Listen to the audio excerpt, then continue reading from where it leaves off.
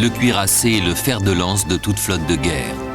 L'étude de la balistique des obus lui a donné un pont blindé et l'apparition de la torpille et du sous-marin ont imposé une ceinture de blindage autour de sa ligne de flottaison.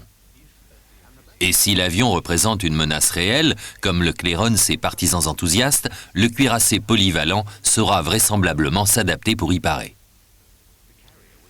Le porte-avions n'est donc pour le moment qu'une solution annexe. Ses adeptes ne tombent d'accord avec les fervents défenseurs du cuirassé que sur un seul point, il faut évaluer le problème sur le plan pratique et non s'affronter indéfiniment sur des questions théoriques. C'est ainsi qu'en 1921, alors que le Langley est encore en cours de reconversion, les Américains entament une série d'essais pour savoir si les avions peuvent couler des navires de guerre. La Navy voulait depuis longtemps faire des essais de bombardement sur des navires de guerre, mais en vain, car elle n'avait pas les cibles adéquates. Coup de chance, à la fin de la Première Guerre mondiale, lorsque l'Allemagne a capitulé, sa flotte de guerre a été répartie entre les marines alliées. À l'arrivée des bâtiments, la Navy a constitué une force d'intervention navale composée de ses propres avions et de ceux du Marine Corps, sous mon commandement. La Marine a invité l'US Army à se joindre aux essais, sachant que nous avions tous beaucoup à apprendre sur le bombardement des navires et que tous nos pilotes pourraient bénéficier de cette expérience. Il était prévu de bombarder chaque type de bâtiment, sous-marin, destroyer, croiseur et cuirassé. Nous devions attaquer les navires d'abord avec des petites bombes et passer progressivement à des projectiles de plus en plus gros. Nous devions inspecter les navires après chaque bombardement et les avions de la Navy, de l'Army et du Marine Corps devaient se relayer dans les attaques. Le grand événement, bien sûr, a été le bombardement du cuirassé Ostfriesland. L'Ostfriesland, jaugeant 22 000 tonnes, est alors considéré comme un bâtiment relativement moderne. Construit en 1911, avant l'époque des attaques aériennes, il est conçu pour résister à des tirs d'artillerie lourde. Les Allemands étaient connus pour fabriquer des blindages de qualité. Le navire est donc parfaitement désigné pour tester la puissance de l'aviation. Plusieurs vagues d'appareils bombardent le cuirassé pendant une journée et demie. Il est atteint à plusieurs reprises, mais se maintient à flot. Bien qu'immobile, seules quelques bombes l'atteignent et il n'est vraiment touché que lorsqu'il en reçoit une d'une tonne, la plus grosse alors disponible. Même après cette frappe, il met des heures à sombrer. Si à bord des équipes de réparation et de lutte contre le feu avaient pu agir, il n'aurait pas coulé.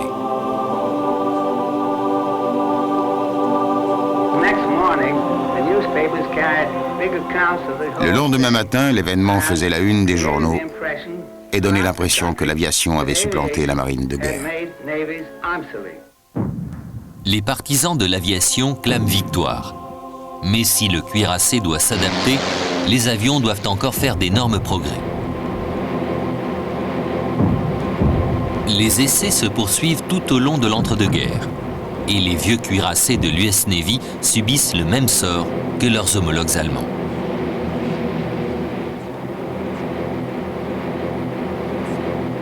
Mais au sein de la Navy, l'aviation commence à recevoir quelques soutiens d'importance, dont celui du chef du bureau de l'aéronautique, l'amiral William Moffett.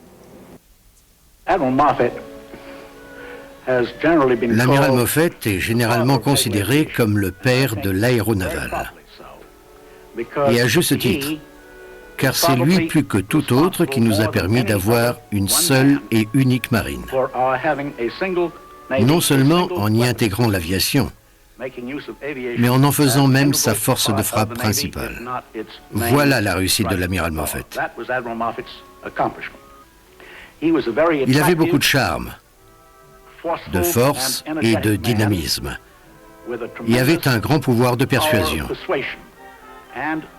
À une grande intelligence, il ajoutait une logique imperturbable, qui lui permettait de faire passer ses idées aussi bien auprès du public que dans les rangs de la Navy.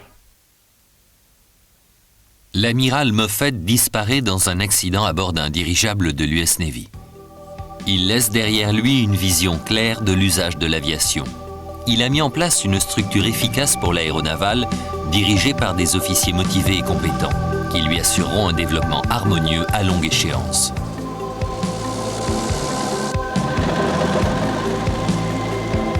L'aéronavale américaine est divisée en 3 composantes. Les avions patrouilleurs, gros hydravions à long rayon d'action ou appareils à flotteurs embarqués sur des navires, surveillent les routes maritimes, effectuent de la reconnaissance ou de la lutte anti-sous-marine en opérant généralement seuls.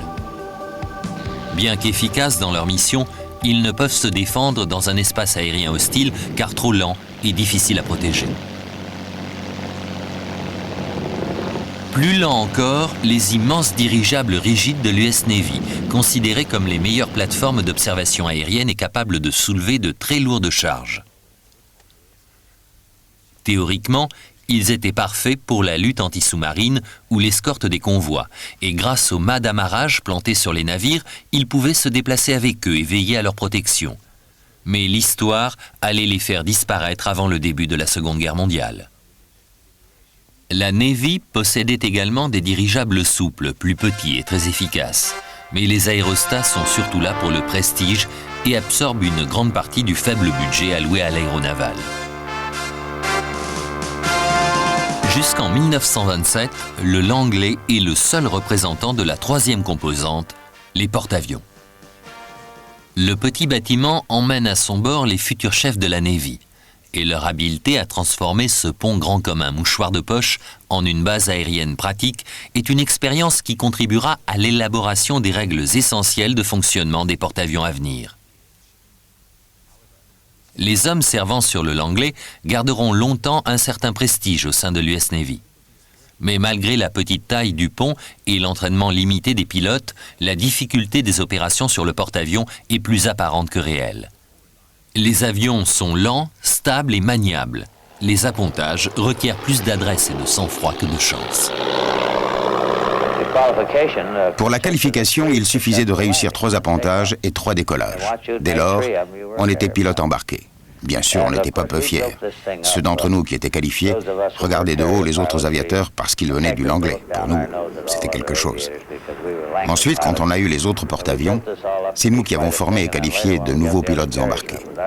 Et là, il a fallu nous défaire de cette aura et convaincre tout le monde que c'était facile et sûr et que ce n'était rien. Mais le Langley, ça, c'était vraiment spécial. Plusieurs configurations sont essayées pour trouver le moyen d'appontage le plus efficace et le plus sûr à partir d'un pont aussi étroit. Grâce à ces essais, on étudie également le comportement des avions et leur capacité à résister aux efforts violents occasionnés par les appontages. Les câbles d'arrêt transversaux sont aussi essayés seuls ou en combinaison avec des tendeurs longitudinaux à l'avant et à l'arrière pour empêcher les avions de déraper et de passer par-dessus bord. C'est à cette époque que sont mises au point les crosses d'appontage qui équiperont tous les avions embarqués.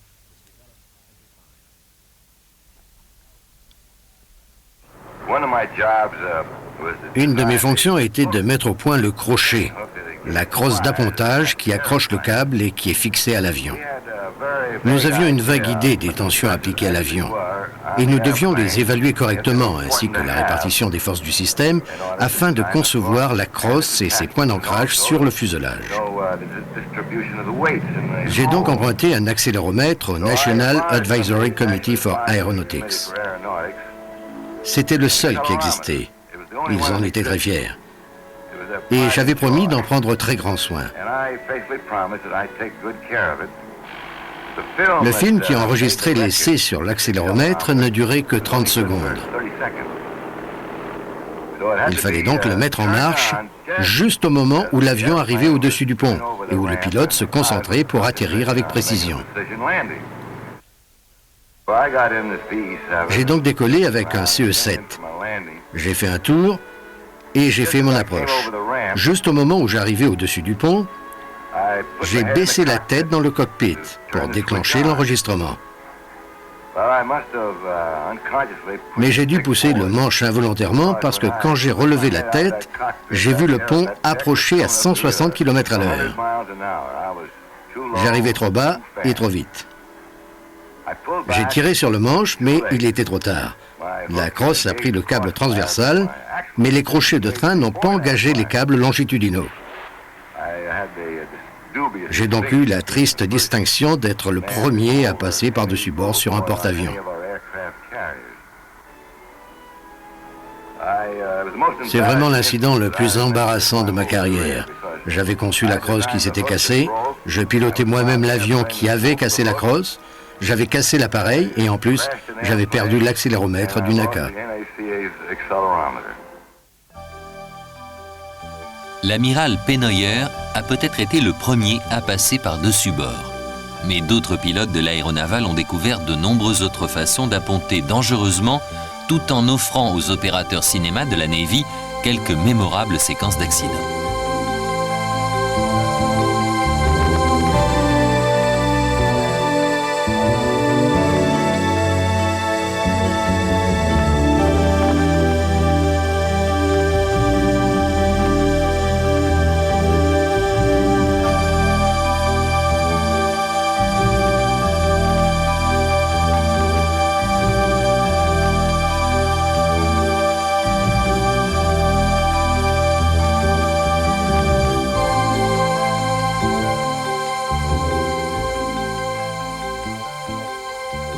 Le futur amiral Gerald Bogan a été filmé lors d'un accident sur le Langley. Ma crosse d'appontage, comme souvent, a engagé l'un des deux câbles longitudinaux au lieu du câble transversal, ce qui a fait déraper l'avion vers la gauche. Il y avait plusieurs personnes, dont le commandant Reeves, debout sur la passerelle près des cheminées bâbord, et j'ai eu peur que mon hélice ne les découpe en morceaux. Donc, à l'encontre du règlement, j'ai poussé les gaz à fond et l'avion a basculé magnifiquement à bâbord avant de plonger. J'ai été repêché par l'équipe de secours.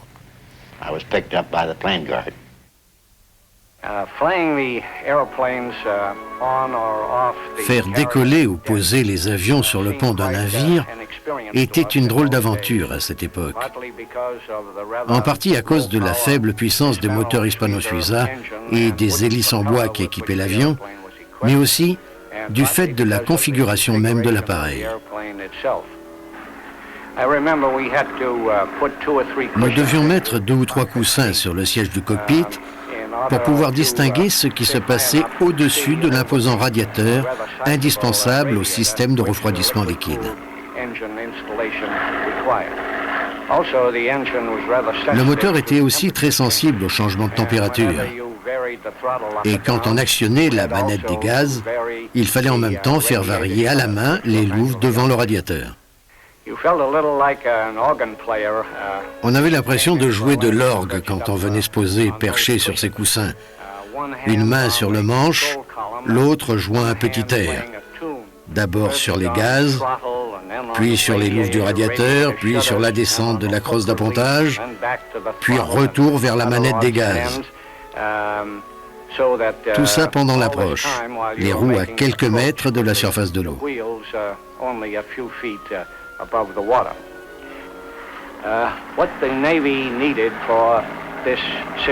La Navy avait besoin d'un nouveau souffle en matière de moteur.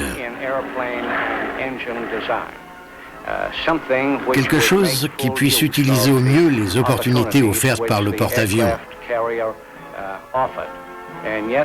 qui soit capable de faire décoller et atterrir un appareil sur de courtes distances, assez robuste pour supporter le mauvais traitement des opérations courantes, les arrêts brutaux et les lancements par catapulte. Un nouveau type de moteur était essentiel à ce programme. L'apparition du moteur en étoile à refroidissement par air révolutionne l'aéronavale. Il est plus léger, plus facile à entretenir et à entreposer. Le gain de poids rend la catapulte inutile jusqu'à l'arrivée des avions à réaction à la fin des années 40. Mais dans les années 20, le gros problème de l'US Navy n'est pas le porte-avions. Les traités sur les forces navales et les coupes budgétaires paralysent le service. Les accords de la conférence navale de Washington en 1922 ont pour but de mettre fin à la ruineuse course aux cuirassés entre les principales puissances navales du monde et de fixer des limites strictes à la construction navale militaire. Mais comme l'activité des chantiers ne peut s'arrêter en un jour, il reste des bâtiments en cours d'achèvement et le traité prévoit la conversion de certaines coques en porte-avions. Pour les États-Unis, le traité autorise la conversion de 2 croiseurs de bataille de la classe Lexington en porte-avions. Ces 2 navires sont mis à flot en 1925 et sont baptisés Lexington et Saratoga en 1927. Comparés au Langley, ces 2 bâtiments sont énormes. Ils peuvent embarquer et déployer jusqu'à 80 avions. Malgré quelques défauts de conception, comme les tourelles de canon de 200 mm, ce sont des porte-avions rapides et fonctionnels, ayant de grandes capacités de défense et d'attaque. L'Amérique est on ne peut plus heureuse d'en disposer dans les mois sombres de l'après-Pearl Harbor. À cette époque, la marine américaine a totalement intégré le rôle des avions dans la flotte, d'où les nouvelles directives du ministre de la Marine. Tous les élèves officiers devront suivre une formation sur l'aviation au cours de leurs années d'études. De plus, de nombreux officiers expérimentés suivront des cours spéciaux pour être qualifiés en tant que pilotes et acquérir par eux-mêmes une expérience réelle du nouveau domaine de l'US Navy. La pratique de l'aviation suscite un intérêt grandissant parmi les officiers de l'US Navy. La stratégie et les tactiques vont être totalement reconsidérées. Les essais des avions, des navires et des systèmes d'armes sont continus. Le bombardement aérien à haute altitude s'est avéré inefficace contre les navires en mouvement, et les spécialistes se penchent sur le fléau des mers, la torpille. La seule parade possible est le cuirassé lourdement blindé. Tous les autres types de navires sont extrêmement vulnérables aux attaques à la torpille et une énergie considérable est employée au perfectionnement de l'utilisation de cette arme. De plus, il faut désormais fabriquer des torpilles suffisamment résistantes au largage par avion. La flotte aérienne des nouveaux navires comprend des chasseurs, des bombardiers et des avions torpilleurs, plus 2 hydravions patrouilleurs pouvant être catapultés puis récupérés par grue. À long terme, ces derniers disparaîtront. Les équipages de porte-avions concentrent toute leur attention à faire de leurs appareils une véritable arme offensive. Les aviateurs embarqués ne pensent et ne s'entraînent qu'à l'attaque. Pour rendre leurs bombes plus efficaces, ils les larguent en piqué, une tactique des plus offensives.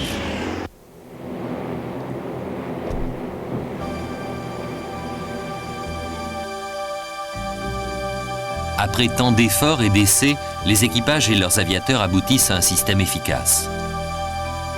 Les expérimentations et les améliorations se poursuivent sans relâche. Mais déjà, juste après le Langley, les 2 nouveaux porte-avions géants entament leur carrière extrêmement brillamment. Mais l'US Navy leur préférera plus tard des bâtiments de taille plus réduite. Le Lexington et le Saratoga seront les plus gros porte-avions en service jusqu'à l'apparition de la classe Midway d'après-guerre.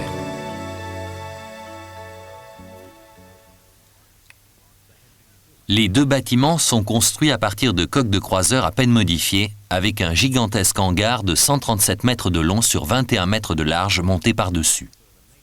Ils disposent d'un atelier de maintenance supplémentaire et d'une cale pour entreposer des avions de rechange.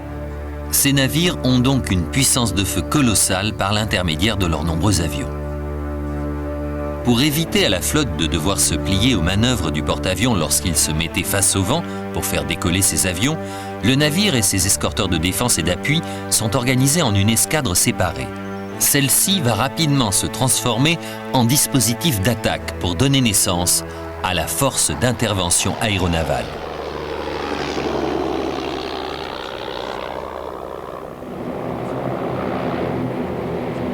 Alors que l'US Navy n'obtient que 3 porte-avions, aucun n'étant prévu à l'origine comme tel, elle dispose néanmoins de dizaines de types d'avions. La plupart sont spécialement étudiés pour les opérations embarquées. La grande majorité des appareils essayés et mis en service ne seront opérationnels que pendant une très courte période.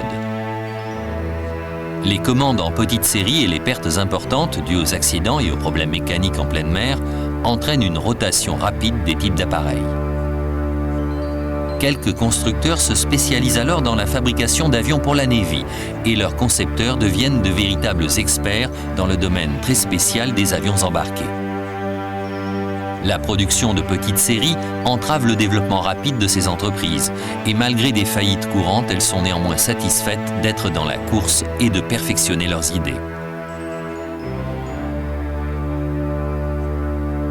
Progressivement, les avions de l'US Navy s'améliorent et leurs pilotes apprécient la nervosité et l'agilité de leur biplan dans la pratique du combat aérien et des tactiques d'attaque.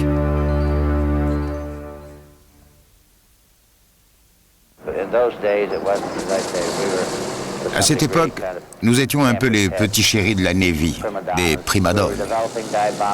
Nous mettions au point les techniques de bombardement en piqué, l'attaque en formation et les manœuvres tactiques. On était assez libres car nous faisions de l'aviation embarquée une véritable arme offensive pour la flotte. Et je me suis jamais autant amusé de toute ma vie.